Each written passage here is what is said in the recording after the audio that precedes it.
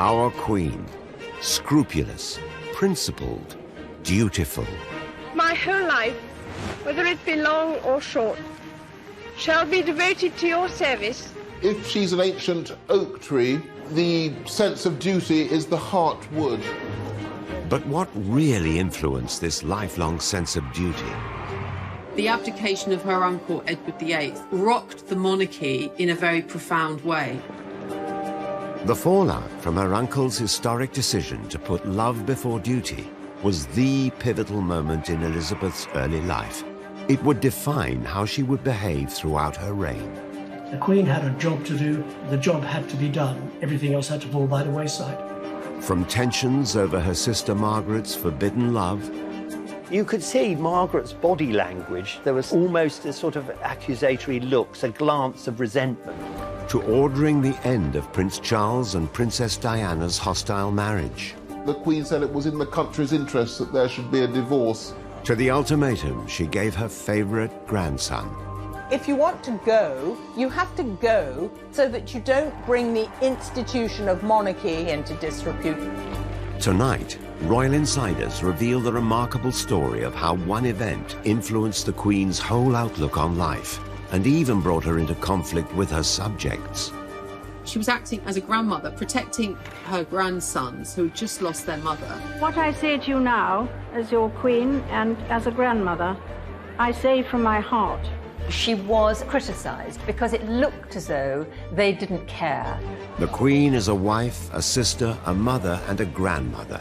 But above all, she's a monarch, and with all the responsibilities that carries. She sees her role as handing on the monarchy to the next generation in a better condition from that in which she found it.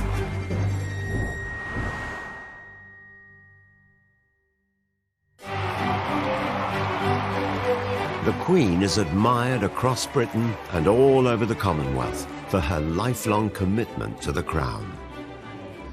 My lords, pray be seated. To really understand how the Queen developed her sense of duty, there's one moment in her young life that it all dates back to, when her uncle, King Edward VIII, abandoned his country and his duty to pursue romance. If you just look at King Edward VIII, he actually chose, in one sense, family over duty. He chose Wallis Simpson.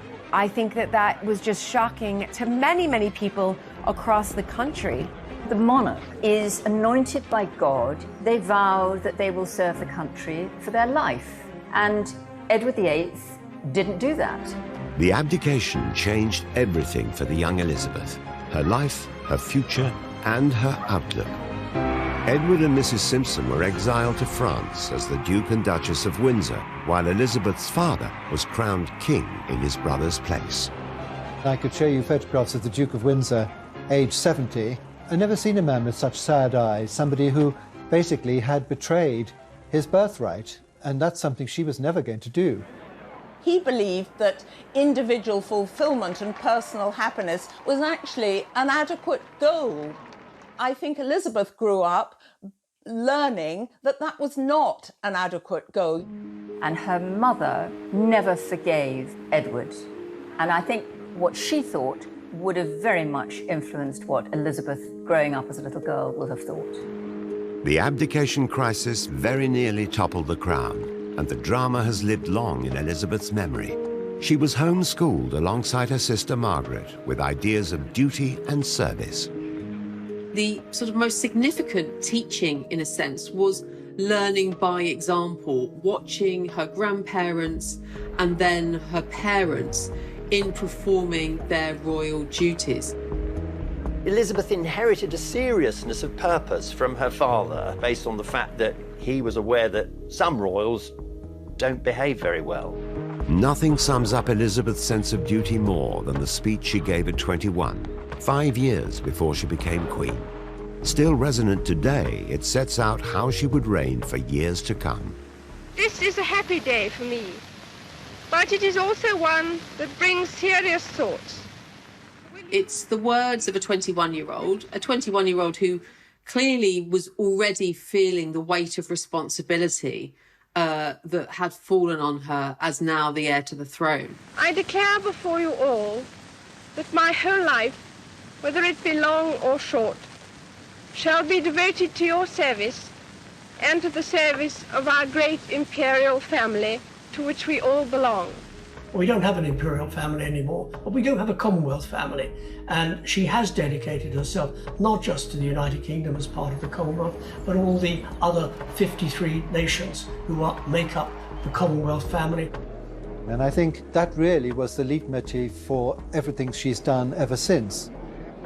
It is surely a great joy to us all to think that we shall be able to take some of the burden off the shoulders of our elders who have fought and worked and suffered to protect our childhood.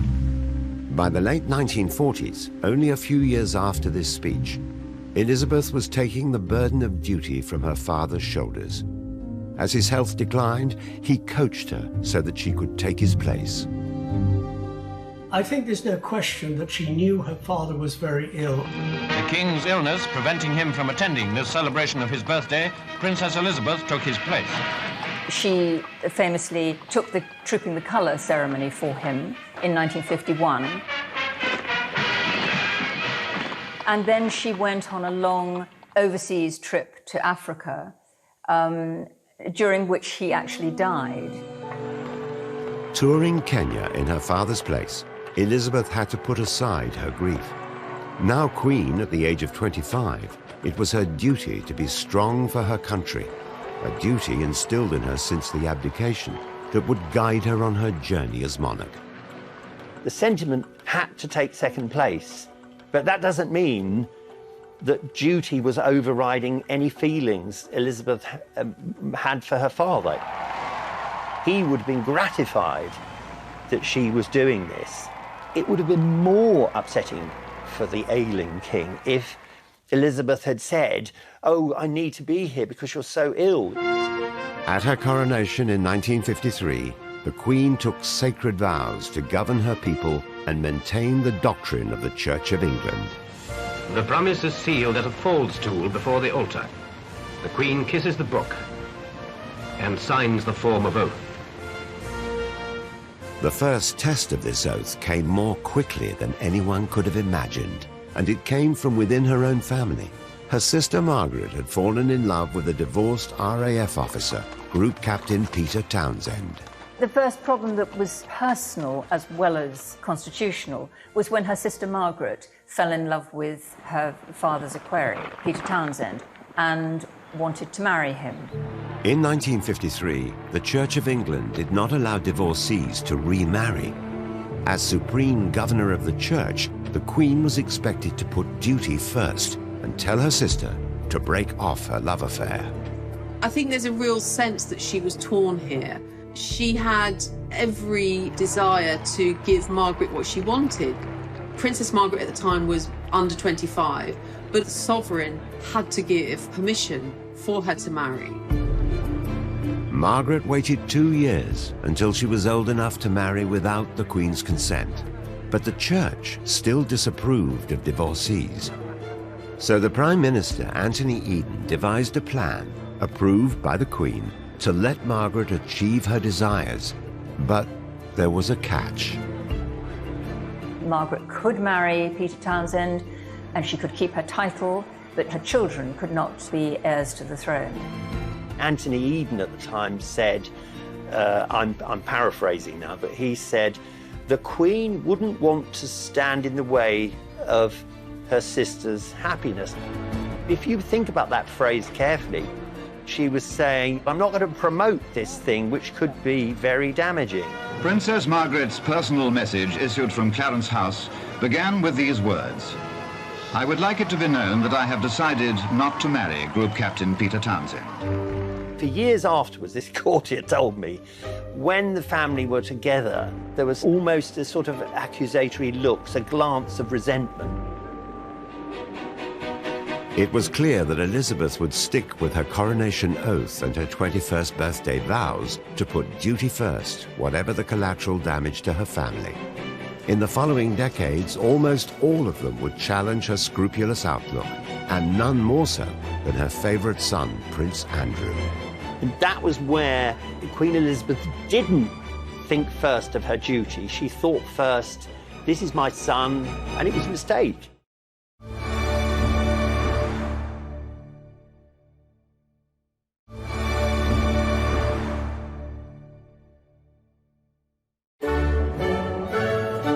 Five years before she became Queen, Elizabeth had married Prince Philip.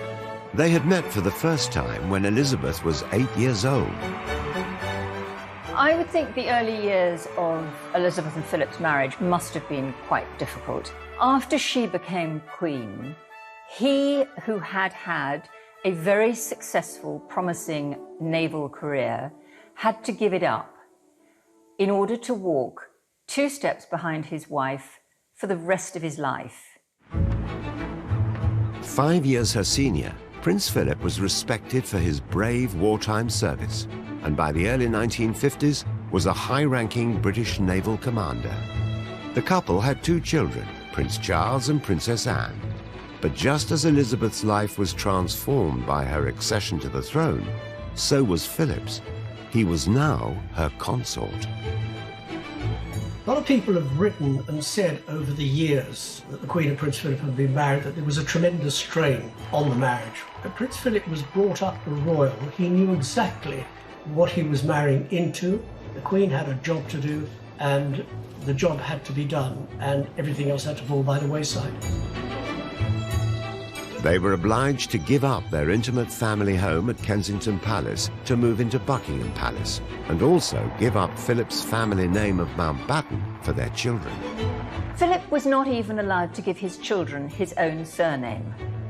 So rather than becoming Mountbattens, they became Windsors. At one point he railed about it and he said, "I'm no more than a bloody amoeba." So that caused a bit of tension in the household, and he felt rather diminished. Although in retrospect, arguably it's a rather feminist decision. In an attempt to make a compromise with Prince Philip, the Queen agreed in 1960 that all their children would use the surname Mountbatten-Windsor. An arrangement was made whereby male descendants who didn't have titles would take the name Mountbatten-Windsor. Now that was a sop to Philip to stop him feeling that, you know, he was just a spare part, as it were. When the Queen and Prince Philip celebrated their golden anniversary in 1997, he made it clear how much impact the Queen's decision had had on their marriage. Tolerance is the one essential ingredient of any happy marriage. It may not be quite so important when things are going well, but it is absolutely vital when things get difficult. And you can take it from me that the Queen has the quality of tolerance and abundance. Prince Philip seems to have gone along with the Queen's schedule during their marriage. But what was the effect of her commitment to duty on her children, Prince Charles and Princess Anne? They were usually left at home when their parents went on tour. On this, our first day in Nigeria, we are glad to be amongst the people of the capital. During her first decade on the throne, the Queen and Prince Philip visited 32 countries, including 20 former outposts of the British Empire. The coronation tour of 1953 was the longest and kept the Queen away from her children for 6 months. A dutiful monarch, but a distant mother. Charles and Princess Anne were very used to periods of absence from both their parents, and a sense that really they were being brought up by their nannies. We have to look at it in context because the English upper classes have always neglected their children. She probably made her biggest mistakes in terms of balancing a life of duty with a private life with her family. Unwittingly, I think. There's an absolutely intriguing piece of news footage. The Queen comes off and she touches Prince Charles on the cheek. On their return home, there was a delightful family reunion. And it's absolutely absolutely tragic. This little child looking up at the grown-ups, whose hand is he going to hold? Now, I don't think too much should be read into a few minutes of a newsreel, but I think it's probably fair to say that the Queen was a detached mother. By devoting herself to the service of the Commonwealth, the Queen was true to the words of her 21st birthday speech. But the effect on her children, especially Charles, was immense. In 1994, he revealed his feelings about his parents' remoteness in a controversial biography. Well, the Prince of Wales was quoted as suggesting that his parents were cold and distant. I think he probably regrets having said that, because if you look at the relationship now, it's far from cold and distant. Surprised by Prince Charles's comments, Princess Anne later leapt to their mother's defence. Charles's sister said the opposite. That was nonsense to criticise their mother, Elizabeth. But actually, the truth is, I think Anne is very much like her mother. They share an interest in horses. They never complain. They never explain. Anne, of course, is more publicly protective of her mother, and a sense that her mother's always done the very best that she can. 12 years after Charles's criticisms were published, his thoughts about the Queen appeared to be more supportive when he paid an 80th birthday tribute to his mother. For very nearly 60 of those 80 years, she has been my darling mamma. She has shown the most remarkable steadfastness and fortitude, always remaining a figure of reassuring calm and dependability. It was a very heartwarming speech. It was almost a speech of reconciliation. He did say some pretty horrible things in 1994, but he's atoned. He's made up for it in 2006. The Queen and Prince Philip had two more children in the 1960s, Prince Andrew and Prince Edward. By this point, she was 7 years into her reign, and with fewer overseas visits in her schedule, there was a little more time to invest in her family. I think that there's a kind of second family feel to Edward and Andrew. Says she's different, and I think there was a conscious effort and ability to spend more time with them. Just as the Queen and Prince Philip had served in World War II, Prince Charles and Prince Andrew followed the royal tradition of pursuing a dutiful role in the armed forces. Historically, the monarchy and the military have been very necessary bedfellows. The traditional role of a monarch was to be the defender of the realm and was ultimately there to defend the country in battle, actively in battle, but also, of course, the monarch is head of the armed forces. Prince Andrew was the only one of the Queen's children to serve in a time of conflict. In 1982, the UK went to war with Argentina over control of the Falkland Islands. Prince Andrew's ship, HMS Invincible, was deployed as part of the British task force sent to reclaim the islands from Argentine invaders. Margaret Thatcher's government wanted the prince out of harm's way, but the Queen thought it only right he should put his life on the line. There are those who suggested, well, maybe he shouldn't be on that ship because he's the Queen's son. Well, the Queen would have been the first to say, he's in the Navy, he's been trained to do a job, he's been trained at taxpayers' expense to do a job, he stays in the Navy and he goes to do that job. If the Queen had wrapped Andrew up in cotton wool and not allowed him to go to the Falklands, that would have been a terrible betrayal of her servicemen and women who were fighting in her name. So I think it was absolutely right that she allowed Andrew to go, and I'm sure he wanted to go. The Argentine Navy was determined to either capture or kill the prince and destroy British morale. General Galtieri at one point did actually say, send on the little prince, and of course if he'd been kidnapped or something like that, or indeed killed, the whole thing would have escalated a great deal more.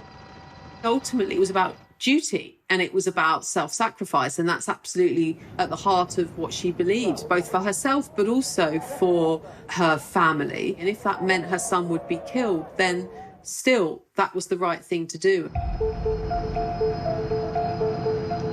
Returning from the Falklands as a hero, Prince Andrew served another 2 decades in the Royal Navy before retiring and becoming a special trade envoy for Britain. I am not getting any return for this. This is all done on behalf of the UK. Andrew now earned the nickname Air Miles Andy and fostered deals and friendships with controversial businessmen. Believed to be the Queen's favourite son, Andrew was perhaps her one and only blind spot. And during the growing scandal of his friendship with Jeffrey Epstein, maybe she made the wrong judgment call.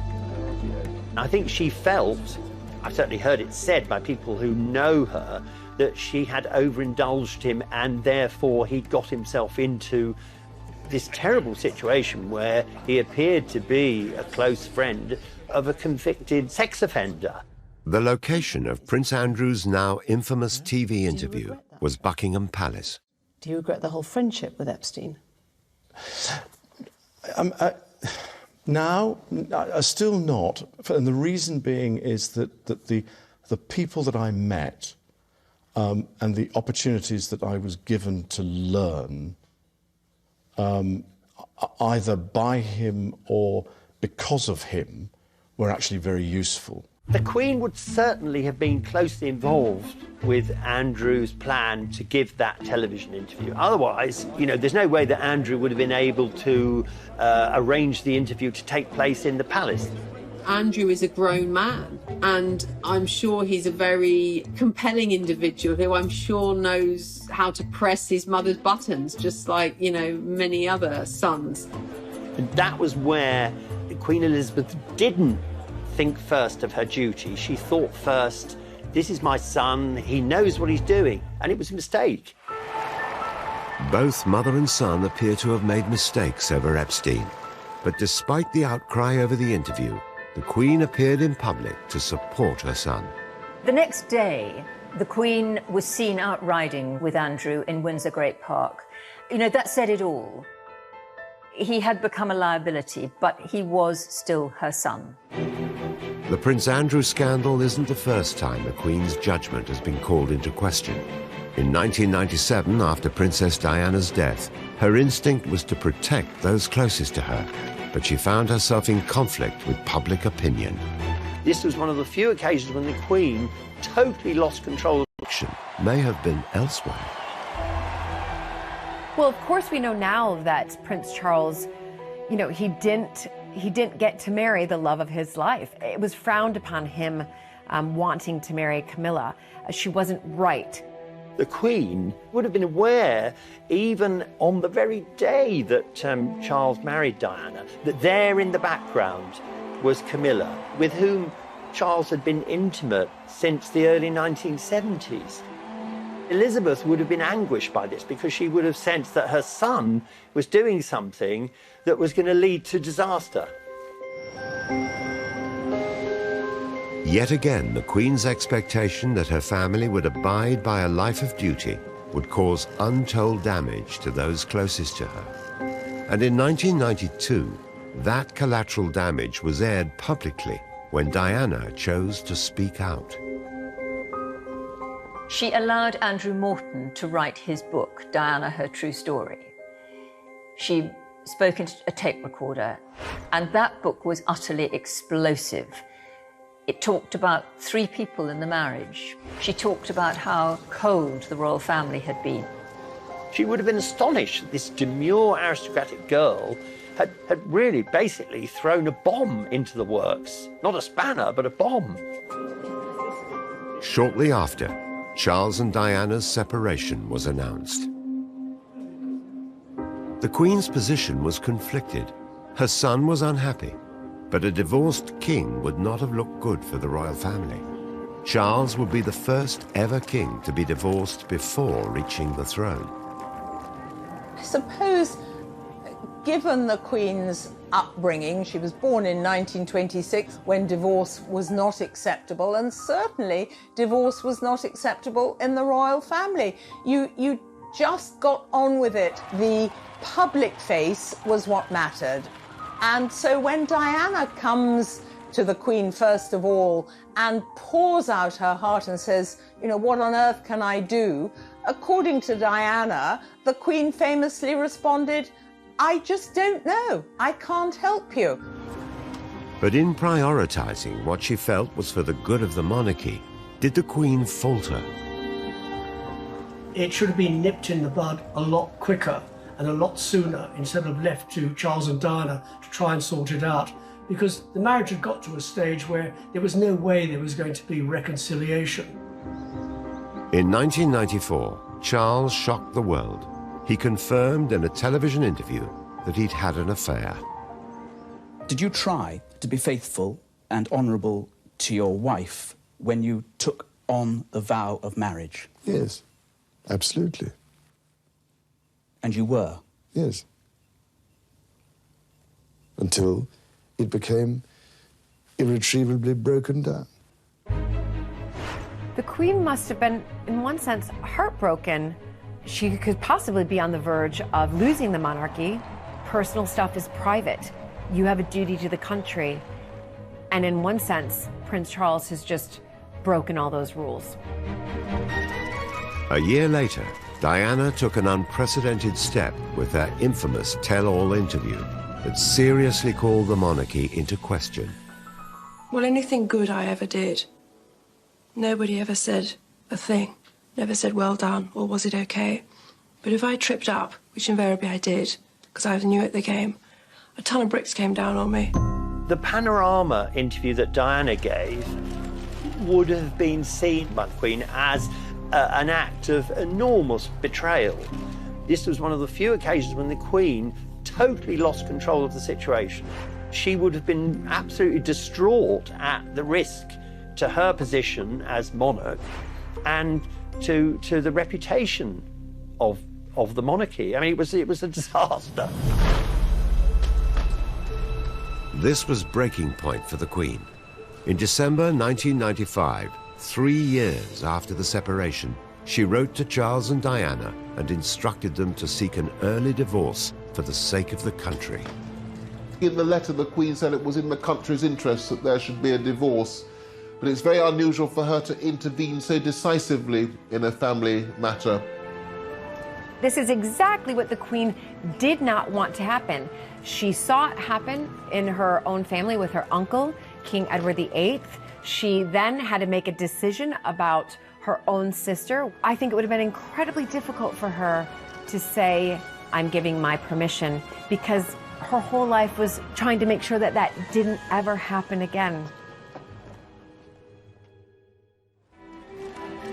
On the 31st of August 1997, Princess Diana tragically died in Paris. When Diana was killed in that car crash, in that terrible car crash, Prince Charles, with the two boys, William and Harry, were up at Balmoral, staying with the Queen and the rest of the royal family. The Queen felt, I think, very strongly that her place during that week between the death and the funeral was to be with her grieving grandchildren in Balmoral. Of course, the Queen wasn't allowing for this extraordinary emotional outburst. And I think that's because the Queen was brought up not to allow emotions to dominate. The Queen was basically doing not only actually her family duty, but also her royal duty, at least as far as she understood it from past precedent. And that was royals at a time of death should retreat into a period of mourning, of withdrawing from public life. Her response caused outrage. In the week following Diana's death, she was criticised heavily for not returning to London, which had become the focal point for public grief. This is the people's princess that has just lost her life tragically at such a young age. And we don't see the Queen. No one sees the Queen. And everybody's asking, where is the Queen when we need her in this time of anger and heartbreak? The Queen had misread the emotional temperature, as it were, in the country. The only way to appease the crowd, as it were, would have been to have made a decision to come straight back to London. The Queen was seriously condemned by the press and public when she decided to take William and Harry to church just hours after they'd received the news of their mother's death. Diana died early on Sunday morning. And that morning at 11 o'clock, the Queen and the Duke of Edinburgh and other members of the family and William and Harry, they went to church. But they were criticised because it looked as though they didn't care. But that was not the case at all. They went to church because William specifically asked if he might, because he wanted to talk to Mummy. There was further backlash that the flag at Buckingham Palace was not raised at half-mast. The flag at Buckingham Palace was never raised when the Queen wasn't there, so there was a fundamental misunderstanding of the Constitution. The flag had never flown over Buckingham Palace before, at half-mast, not when her father died. So you could say, oh, she was a bit slow to break the protocol, but maybe she was busy looking after the kids. It was a testing time. Her controversial decisions made the royal family extremely vulnerable. I think that week after Diana's death was the most dangerous week that the Queen has had throughout her entire reign. People were angry, they were very angry. They had not seen a sign of grief from this cold, hard family that Diana had described to them. It is a paradox that a queen who's often been criticised over her reign for not putting family first, the first time, or one of the very few times she tries to do it, she's criticised for that as well. So it really is true that she can't win.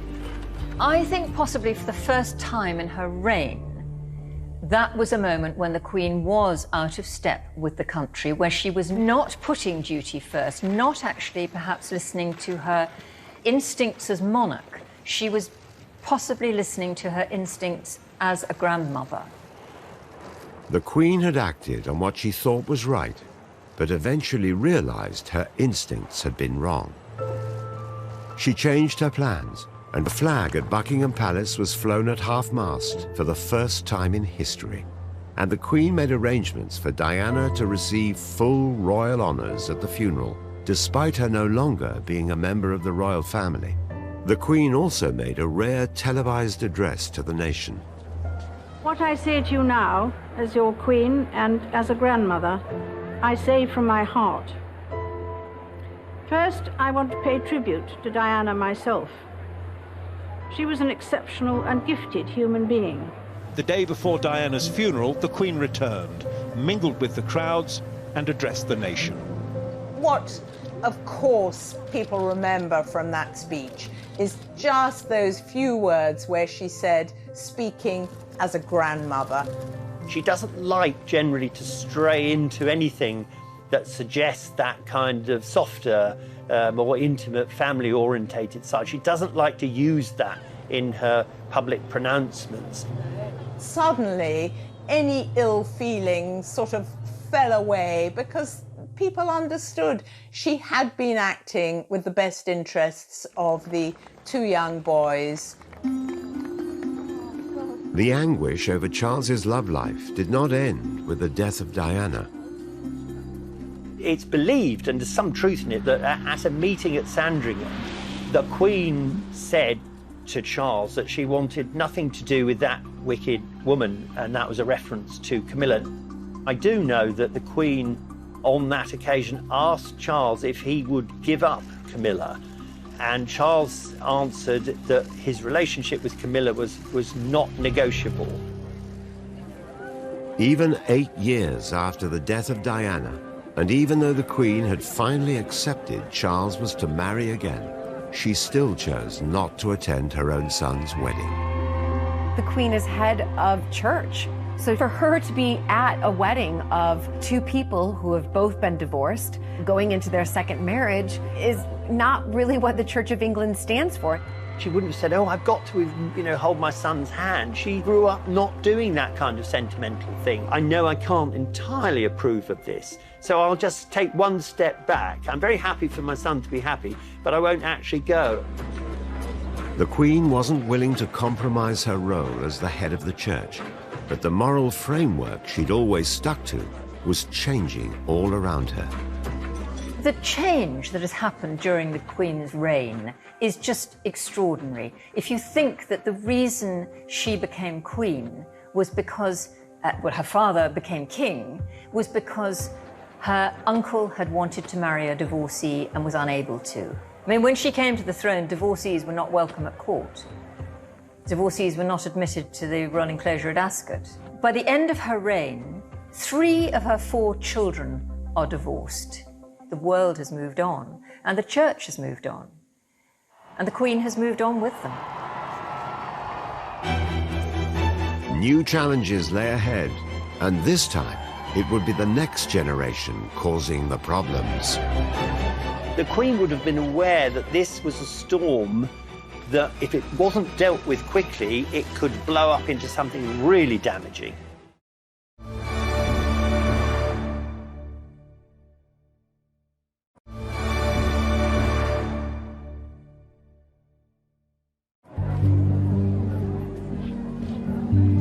In January 2020, the Queen faced an unprecedented challenge when her grandson Harry and his wife Meghan made a shocking announcement that they were quitting their roles as senior members of the royal family.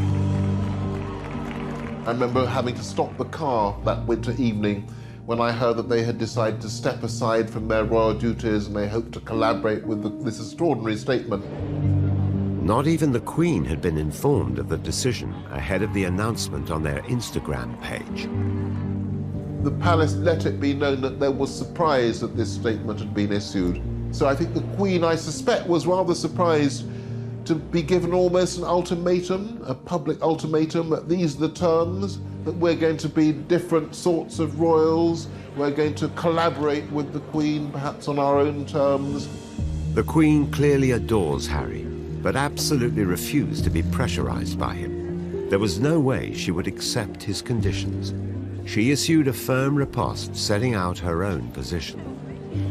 And all of a sudden, the Queen shocked the world, coming out and saying, hold on a minute, this is complicated, nothing's been decided, and we need some time to figure it out. Harry's announcement put his grandmother in a difficult position, and his timing could not have been worse. She'd recently gone through the issue with Andrew. The Duke of Edinburgh had been extremely ill in hospital just before Christmas. So I think that for the 93-year-old Queen, this came at a very, very difficult time. The Queen would have been aware that this was a storm that, if it wasn't dealt with quickly, it could blow up into something really damaging. And the Queen, with so many years of experience, realised that she had to intervene. The Queen took control and called a meeting known as the Sandringham Summit, where she met with Charles, William and Harry to find a resolution. The sort of granny effect didn't come in. She'll always be grandmother, and to Harry, she'll always be granny.